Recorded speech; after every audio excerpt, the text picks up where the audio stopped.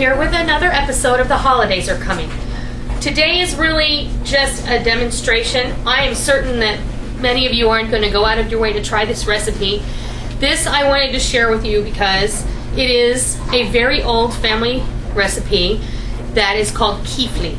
It is a Hungarian cookie that is a very light pastry dough that we're going to make tonight, and we're going to let it sit in the refrigerator overnight, and tomorrow we're going to make the cookies. And they get filled with any number of fruit fillings, and we're going to make a prune lekvar, and we're going to do apricot, pineapple, cherry, and we might do raspberry. It just depends. But my grandmother made these, both of my grandmothers. My Mommom, who lived in a Hungarian community, and I believe that her grandmother was an immigrant from Hungary. Her mother, pardon me, Anna, was an immigrant from Hungary. And then my grandfather, her husband, was from Czechoslovakia. His family was. And then my German grandmother also made these every year. So tomorrow in my house we're going to call Kifli Day, and I'm going to get to spend the day with my grandmothers in spirit, and my children, passing on a family tradition. And one of the main reasons I wanted to do this video was so that I could share with my cousin Julie, who I have not seen in a very long time. She's 10 years younger than I am, and she lives in Vermont with her husband and her 2 children. And I posted on my Facebook status today that it was going to be Kifli Day, and she asked me if I would send her the recipe, and I did that, but I'm going to do her one better, and I'm going to show her actually how I make them. I know I'm no substitute for Mommom Julie, but we're going to get through this one together, and I hope this helps, and I hope you try this. So let's see what goes in this. The first thing we're going to do, we have 6 cups of flour and 1 teaspoon of salt, and I'm going to put this in my mixer bowl. I know this will seem like it's backwards, but trust me, this is how you got to do it. Now, keep in mind, this recipe was originally all done completely by hand. And, well, let's come over here. And I'm sure that by hand this is arduous work, but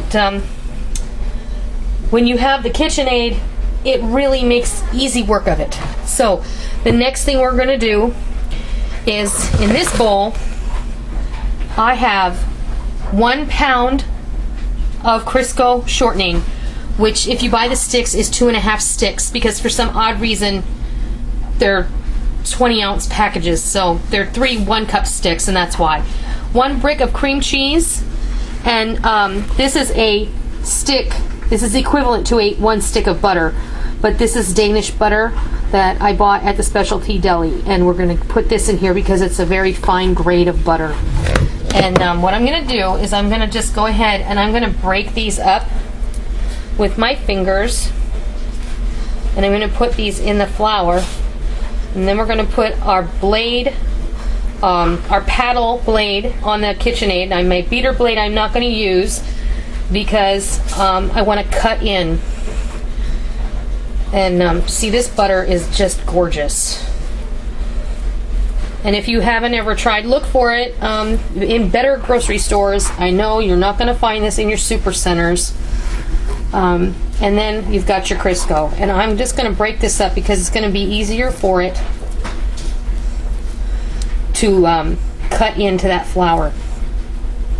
Now, I will also tell you that this recipe says it makes 14 dozen cookies, and it really does. And if you cut them, depending on how you cut them, it is going to make more. Okay, so I've got my blade on there, and I'm just going to turn it on the lowest setting for right now. I'm going to let that cut in. You're going to want to watch it really close. And when when you cut shortening into biscuit dough into the flour, you want it to look like meal or small pebbles, and that's going to mix in there. I'm going to have to scrape it down off of that beater for just a second.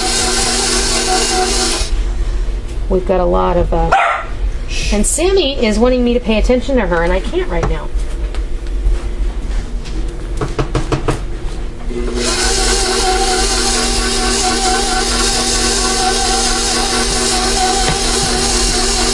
There you go. Give it a little help.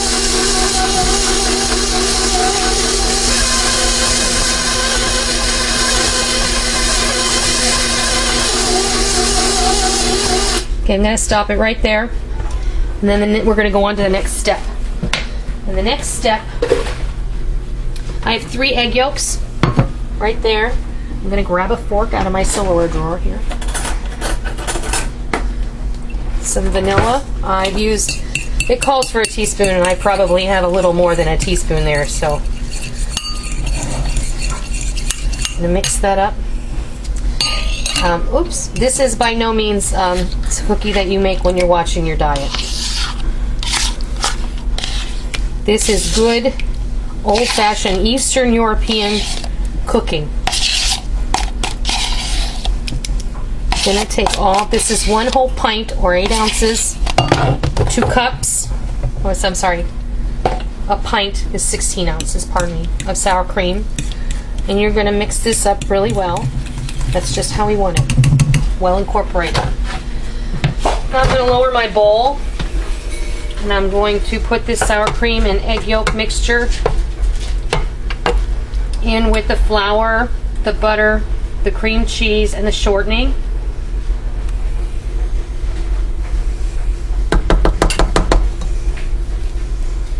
Try and get as much of it as you can in there.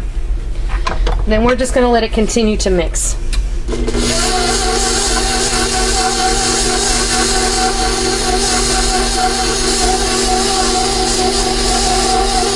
it's going to be very sticky, and it's going to look like you don't think it should look like this.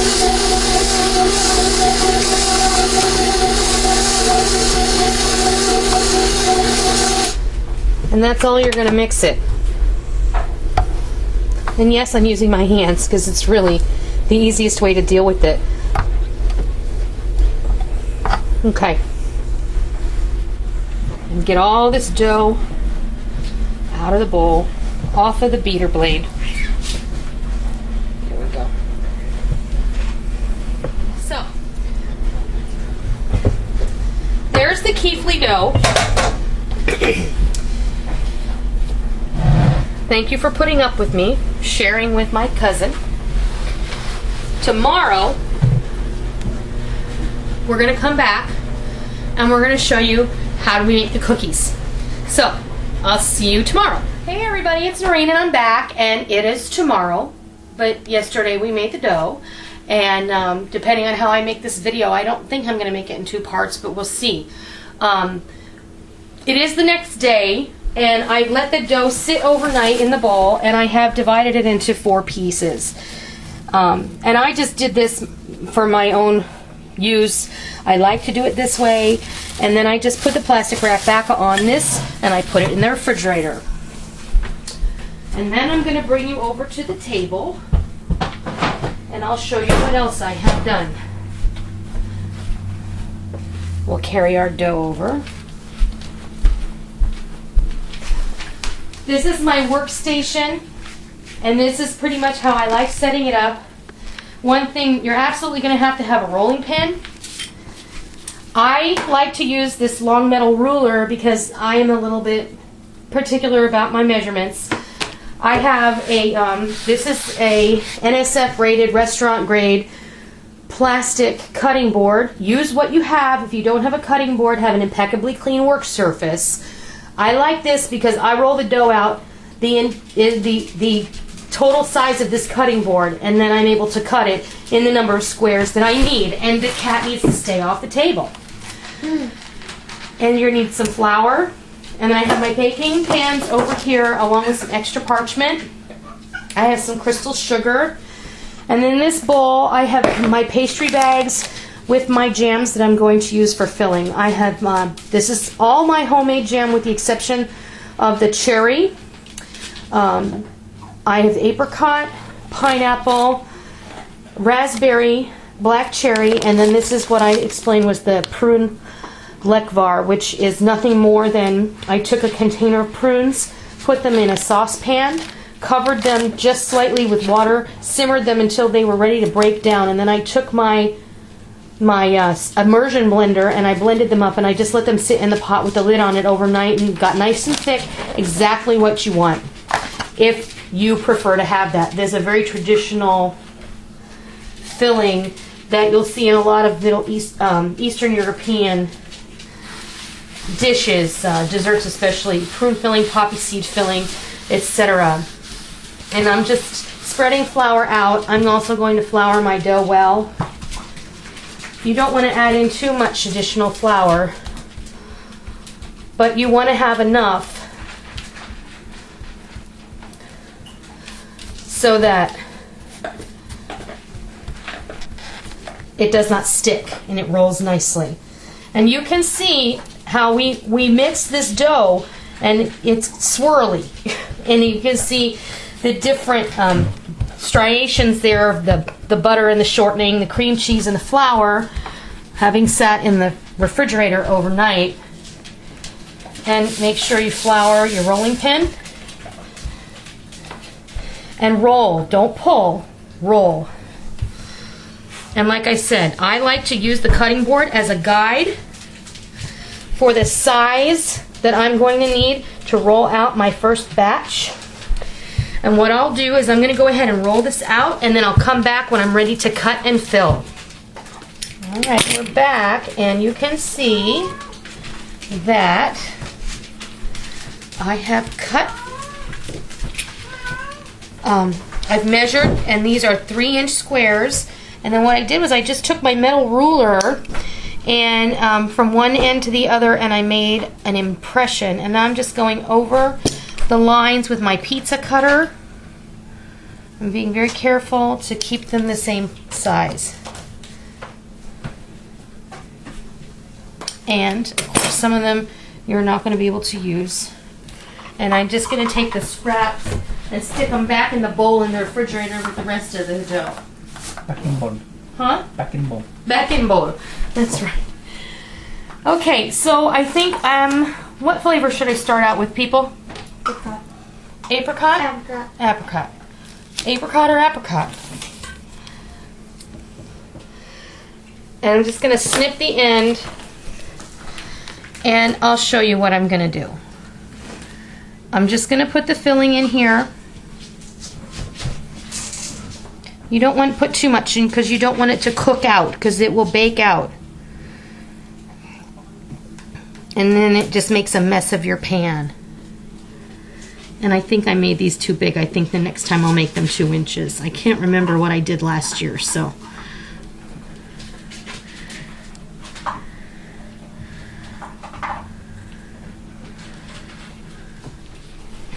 Okay, now we're gonna, no, sorry, I got interrupted. I had, my Schwann's guy showed up. So, you're just gonna fold these into the center like a diamond, and then figure out which way is best for you to pull them up off of the cutting board. And then I like to lay them diagonally.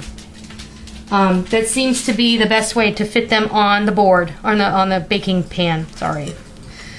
And this, yes, it is tedious and it is a labor of love. That is why we only have these at Christmas and sometimes at Easter. It just depends. But these are a very happy memory from when I was a child.